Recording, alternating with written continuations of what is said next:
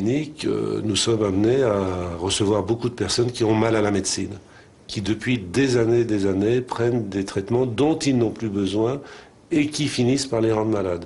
Et curieusement, parfois, en sevrant des personnes déprimées de leurs antidépresseurs, on guérit la dépression. C'est quand même un drôle de paradoxe, comme si les antidépresseurs déprimaient. Vous devez comprendre que quand on parle de psychotropes, c'est-à-dire de médicaments pour les nerfs, il y a beaucoup de catégories.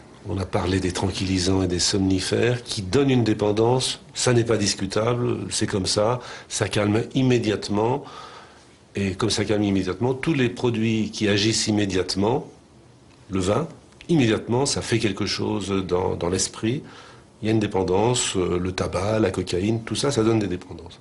Et puis, il y a d'autres catégories, il y a les antidépresseurs, très différents, qui servent à traiter la dépression et certains troubles anxieux comme les crises d'angoisse, qu'on appelle panique, ou certaines phobies, aussi les TOC.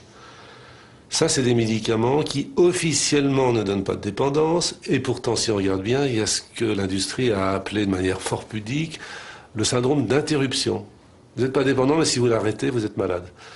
Bon, la nuance est plus du registre marketing que du registre scientifique.